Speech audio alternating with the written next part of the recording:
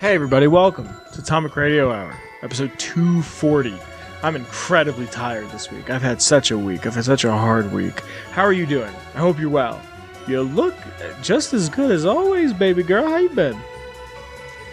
Got some things to talk about. I don't know why I don't have it saved here. Let me just double check my notes. Got some things to talk about. One of the first things I want to talk about, I want to just get right to the Fallout stuff before I get to the fun stuff at the end. I want to talk a little bit about E3 and go back to game preservation again, like I was speaking about last week. But let's talk about Fallout. Let's talk about what the show is about. I love my wife. The Fallout show's wrapped for Amazon. Behind me will be the tweet. I'll read the tweet aloud to the class. I just put it away like a schmuck. This is from Hunterworld V2 at Hunterworld V2 on the Twitter. It says hashtag Fallout TV shows wrapped from / Monsieur Millie, I'm assuming. I'm dyslexic, I'm sorry. On r/FOTV. And then it says, that's a wrap on the Fallout Season 1. Thanks so much to the hardest working crew. It's been a joy to work with you. And then it looks like they're giving away cookies or something to celebrate them. Chip City, baby! To celebrate these, the show wrapping. That means the show's finished. I'll let you know this right now. The Last of Us TV show so far, is the greatest show that I've ever watched that's an adaptation of a video game. It's the greatest video game adaptation of anything ever. And I'm including Sonic in that. I said of anything ever. I know what I said. Haha. And I'm not talking about shit that was a book and then a game. I'm talking about a game and then turned into something else. And if the show has any of the staying power that The Last of Us has, if it has any of the directing, if it has any of the writing, any of the sound design, then we're in for one hell of a show. The only thing is I hope we don't butcher lore. I hope we don't say, hey, everybody who's a fan right now that's an active member of a community is a 76er. And you know what that means? They don't know who the master is, and they think that Maxon went all the way east. So I just hope it turns out to be a good thing. I feel like there's so little to talk about. It's the only. I'm gonna buy an Amazon subscription. I'm gonna see if I can maybe borrow one from somebody because I don't want to give Amazon money. I was thinking it's really funny how. I mean, I've probably said this before. The series started off as a critique of capitalism and how human greed is going to be the death of us all. As a show being made on one of the greediest companies' platforms ever. Amazon is one of the biggest employers worldwide, if not, at least in the US. I know that to be certain. It's Amazon and then it's Walmart. But it's coming. It'll be here sooner than you know it. So I hope you guys are excited. I hope you guys are ready. Maybe Kyle and I will do another Kyle and Vince likes type John.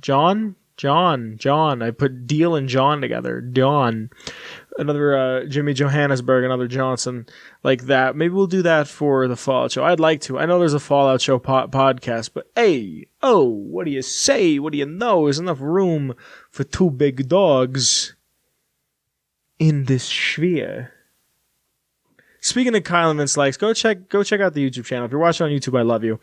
If you're listening to this on any sort of a social media, on any sort of podcatcher, check out the YouTube channel. I post other stuff there. I've been meaning to post tons of lore stuff that I just haven't done yet. But there's lore videos there. There's other videos there. I don't make them as much as I want to. I upload streams there whenever I do stream if I feel like they're worthy to be uploaded.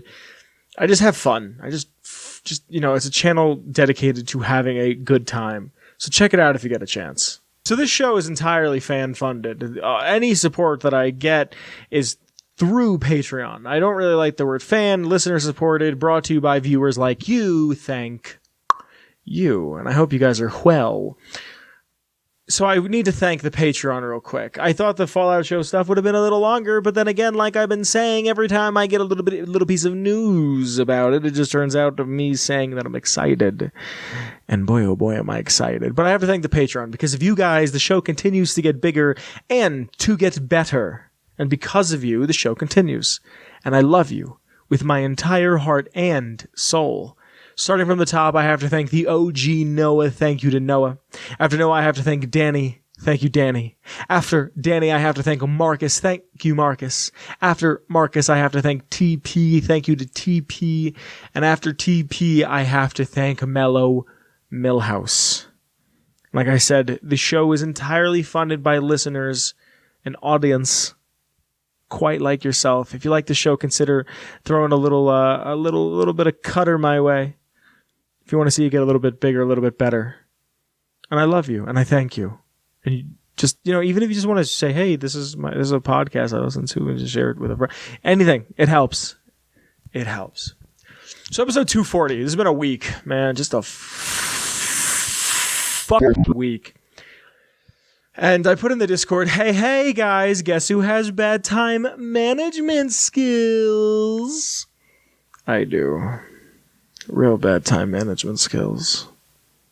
So I thought, you know what? I put it in there. No one really got back to me. Not that anyone really didn't get back to me. No one got back to me.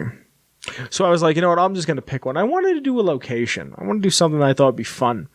If you're watching on YouTube, I've been trying. I'm not saying every episode, but I've been trying to put some footage behind me of gameplay footage. Someone on YouTube said that I should do that. And I was like, yeah, I probably should. So I'm doing that now. So this one was, I thought it would be fun. I could just capture something nice. So if you want to hear any lore, and I mean any lore whatsoever from the Fallout series, make sure you're in the Discord or you're subscribed on YouTube, because once a week I'll ask a question in the Discord, and the first person that gets it right gets to pick lore for the week, or someone who puts a comment on a YouTube video, write it down. If it's a slow Discord week, that'll get chosen. And that'll be this week's lore. Now, like I said, I have poor time management skills, so this week's lore comes from myself, and it is on the Glowing Sea from Fallout 4. As of Fallout 4 and 2281, respectively, the in-game year that Fallout 4 takes place, the most irradiated area in all of the series, any wasteland inside of the Fallout universe, is the Glowing Sea inside of the Commonwealth. It's the most radiated area because of a singular nuclear warhead. It's not a traditional sea. It's a sea more of an encompassing term, meaning an area in which is blanketed in radiation. The Glowing Sea. Things tend to glow once irradiated. It is the host of scorched lands, radioactive pods, charred trees, dilapidated and torn asunder cars, heaps of rubble, landslides, and the ever illustrious sinkholes. The exact area of the Glowing Sea is the south end of the southern freeway that connects to the Mass Pike, which is the Mass Turnpike. And it is the ground zero for Boston. It is the area that is struck. It's what I like about Fallout 4 so much, is that in 3, you kind of get this idea that there's, like, you can go to the White House and that's destroyed. You can go to several different spots and you can kind of get the feeling that, all right, bombs hit here. There's a crater here for some reason. It's incredibly irradiated. But I like that it's one massive bomb hits an area just outside of the city of Boston, and that's what you have. And that area becomes the most irradiated area. When I found the Glowing Sea in game, I remember just playing the story mode. When they say go to the Glowing Sea, the map opens up for you in that little area. And that was such a moment for me where I was like, oh shit, there's an extra eighth of a map that I just didn't see before that I now get to go explore. And I remember like finding all of the locations in that right away. There's not many, but still finding all of the locations in that just because I was like, this is a secret piece of the map. I had a friend at the time who actually knew about it before he played the game. And the first thing he did, he left the vault and went straight to the Glowing Sea. Now, because of the Glowing Sea, there's a lot of the Glowing Sea doesn't make sense from a realistic, our real world understanding of how radiation works. Radiation dissipates quickly. It has a half-life, especially in this sense with the type of bombs that were dropped in the Fallout universe. The half-life is very, it's not very short, because 10 years isn't a short amount of time. It's all relative, but it's not 200 years later it would still be that irradiated. That being said, I think it's super dope that rad storms exist because of the Glowing Sea itself. When weather passes through, it has a chance to become a rad storm and then make the weather itself irradiated and pass that through. Now, despite being a literal wasteland, like a wasteland in the most literal sense, life can still exist within the glowing sea, which I think is super interesting.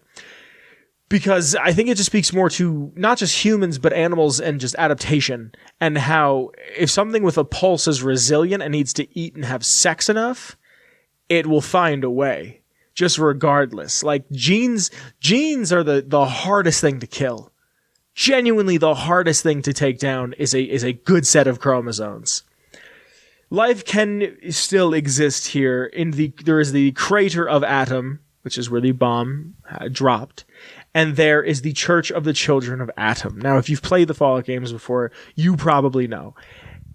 A cult that worships radiation itself. They believe in the Great Divide, and they believe in a big cleanse.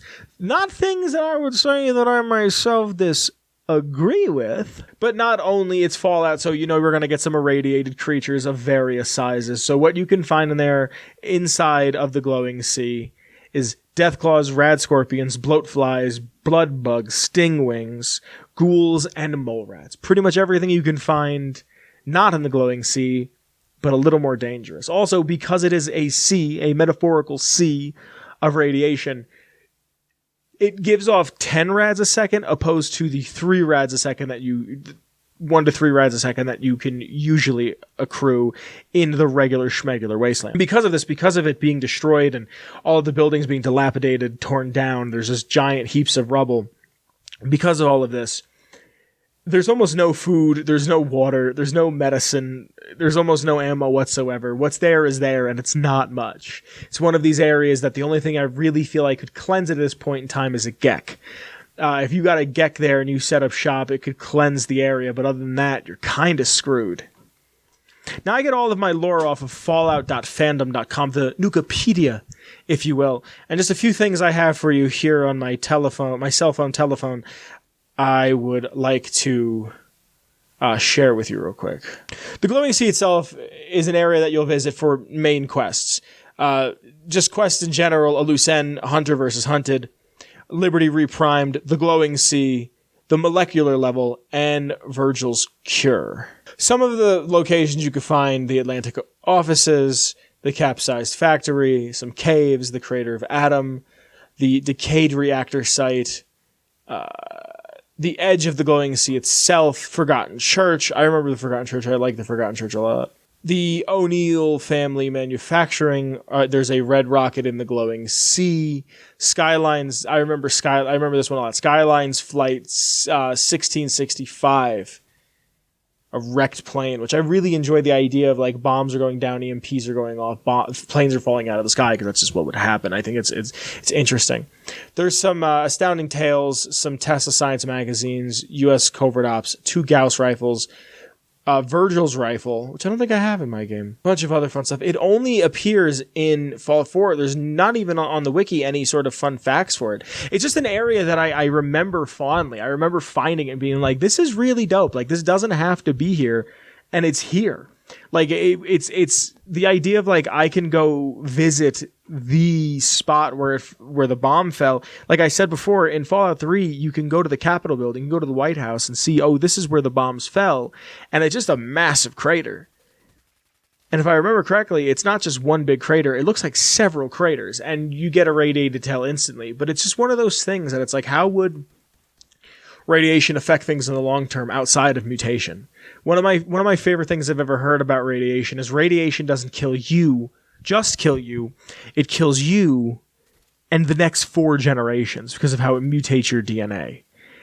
And to see that happen physically, to have like a physical representation of what that would feel like, what that would seem like, what that would be like in these games, always made me smile. I have fond memories of the, real fond memories of the Glowing Sea. I really do enjoy it. It's really all I have for you on the lore this week. So that, my friends, is this week's lore. So there's something I want to talk about. I don't hide the fact that video games don't feel the same anymore, and we're going to talk about that in the next thing I want to talk about. This is essentially like a segment 4. This is segment 3. Welcome. If video games don't feel the same to me as they used to when I was but a boy, And the one thing that I always get excited for every year, no matter how checked out on video games I am, is E3. And I'm incredibly excited for E3 as I am every year. And I know a new year comes around. It's only a few months before we start hearing the rumblings of what an E3 could bring for us. Until Papa, my very good friend Kyle, hits me with hey, no one's at E3 this year. Just no one's going to be there. Microsoft said they're not going to be there. Sony said they're not going to be there. Nintendo said they're not going to be there. Now, he gave me this news a little while ago, probably about a week ago at this point. So this could be old news. Some of this could have changed. But as far as I know, no one's going to be there. And it comes down to, do we really need E3 at this point? And to me, yes. But I'm saying yes because of tradition. Do we honestly need it? No. Who's going to be there? Ubisoft? Activision? Activision's under Microsoft now, kind of, sort of. I haven't talked about that either because I don't really know what's going on, and it's just a lot. Activision might not get acquired by Microsoft. It's a whole thing. So who's really going to be there? Like, what's going to be shown off? And it comes down to this idea that I've spoken about last episode, and I've kind of been thinking about a lot recently, is just, like, games just don't feel like games anymore because they just feel like services, which I know is kind of redundant because of that's maybe not redundant, but I know that's kind of obvious because that's the way games are just going, is they're becoming services. The other day I was talking to a friend about Game Boy Advance games, and I was saying how I never really liked the Game Boy, and in my mind the Game Boy went all the way up into the 3DS, 2DS, whatever. Like, those were Game Boys to me. I'll call them Game Boys till I die. And I was like, yeah, even the DS to me was a Game Boy. I was like, yeah, I don't really like any DS games. And they're like, why? And I was like, to be honest, I don't really know. I think it might just be the graphics. Like, I feel like you could do so much more creatively with 16-bit. Your mind still has a little bit of room to play around. Like, you have to envision some stuff in your own way. The same way I feel like people that are 2 generations older than me or an amount of years older than me can play an Atari. And to them, it's still the funnest shit ever because of them having to kind of put the pieces together in their mind when they were kids, if that makes sense. And I get that. I kind of feel like that's maybe where the Game Boy is. I put a lot of hours into my Game Boy, and I was thinking about I wanted to stream Game Boy games because I just think they'd be fun to go back and play, and I don't really have to dedicate. You know, you could play an entire Game Boy game in 3 hours. They're not big games. They were coming out $20-$30. So I was talking about, and Kyle hit me with Game Boy and Game Boy Advance games coming to the Switch's online service, and they're bringing Kirby in the 4 mirrors, the one where there's pink Kirby, green Kirby, blue Kirby, yellow Kirby, whatever. That one I loved. I always loved Kirby games on the Game Boy as a kid. And I haven't played any of the new Kirby games, which I have to, but I love those games, and I was like, oh shit, 4 Swords is coming out. And my next thought, because I'm a collector, was, I wonder how much one of those sealed is. And then I was sitting there talking to my friend at work about how many different Game Boy games that I really liked as a kid and how much time I put into them. And I sat there and I thought to myself, what was that Astro Boy game that I really liked? Because if you haven't seen these Astro Boy boots that are going around by this company called Mischief, they're really cool, but they're stupid expensive. And I was like, I really like that Astro Boy game. What the hell was it called? So we're sitting there, we're talking about it, and I looked up Astro Boy GBA, and the thing that came up was Astro Boy Omega. And I was like, all right, cool. Maybe I'll buy one because I still have a Game Boy player from my old GameCube. How much could it be? $70. Why? Just, I get it. Was it a limited print? Here's the thing. My rental store, I remember renting it from because I saw on Adult Swim as a kid, Astro Boy, be it the original version from the 50s or the 60s, the black and white one, maybe even the 40s. I think it's the 50s. Or the one from the 80s. I've always liked Astro Boy. I like the designs of it. I think it's cool that he's a nuclear-powered robot child. Haven't seen the movie from like 10 years ago. My brother really liked it. I've seen parts of it. But like, I've always liked Astro Boy.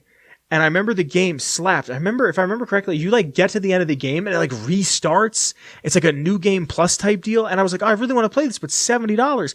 Breath of the Wild being $70. The Breath of the Wild 2 being $70 to me is outrageous. It's the same. It's a Zelda game.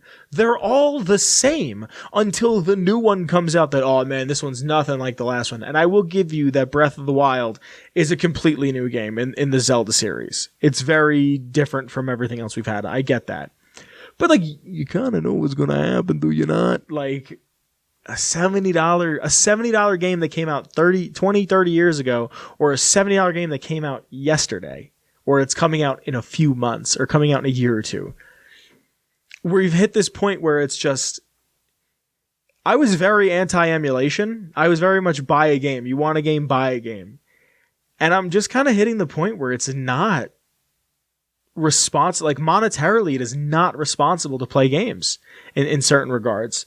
It is not monetarily responsible to say, hey, fuck it, I'm going to buy a $70 Game Boy Advance game. Game Boy Advance games, I think, came out at $35, $40, maybe $50. I don't remember buying Game Boy Advance games, which is the funny thing. I just remember having them. I don't remember like taking them out of the packaging, none of that. I only remember that with Super Mario 2. There was like the GBA version of it that I have that. I remember being in a McDonald's and like opening the packaging, and my mom was like, God, can you imagine? Do you see how small these cartridges are? And I was like, I guess. I knew anything about cartridges. Is that I think if you emulate a game in Minecraft, it's okay at this point. Games like Melee are $100 because they're locked to the GameCube. And if I wanted to play it just to have some fun with some friends, I'm not going to spend $100. Like I'm not going to take out a loan to buy a game to play, and then I got to spend $100 something on a GameCube. Especially with PS2, like Marvel vs. Capcom is a $120 game because the licenses for all those characters are all over the place. Like we're never going to get a remake remaster of that game, and if we do, it'll be incredibly butchered. But we have them, and they're there, and sometimes there's ROMs of it on PC. And again, I'm not saying to do it unless it's in Minecraft. Just be safe. One last thing I want to talk to before we get out of here. And I wasn't even going to bring this up, but I only brought it up because Kyle and I had a conversation about this. If you like something, you're allowed to like it. And if you don't like something, you're allowed to not like it. But you're not allowed to let how you feel about something impede other people from liking something. What I'm getting at is the new Harry Potter game, the Hogwarts Wizard School or whatever it's called, Harry Potter Legacy, I think it's called, which doesn't even make sense to be called Harry Potter Legacy because it takes place like 200 years before Harry Potter's born. Anyway, I don't like Harry Potter. Full disclosure, I don't like Harry Potter. I watched the first 2 movies in theaters. I used to hang out at a Harry Potter themed cafe. Never liked Harry Potter. Never did anything for me. I had a friend who said that every kid went through a Twilight phase, and I was like, what do you mean? And he's like, you either loved it or hated it. And I said, no, I was very indifferent. When it came to books, to movies like that, Hunger Games did not care. Just, it exists. If you like it, you're allowed to like it. If you don't like it, you're allowed to not like it. There is a group of people that boycott Harry Potter because of J.K. Rowling's statements on trans people. And I'm not going to sit here and pretend to know what she said about trans people or why what she said about trans people is offensive. I don't like Harry Potter because I don't like Harry Potter, not because of the views of the creator. And I understand that what the creator said could be considered hurtful to some people. Again, not going to sit here and pretend like I know what she said or how it affects people. But from what I understand, what she said could be hurtful. I understand this. But I believe there's also the death of the artist. Art and artistry.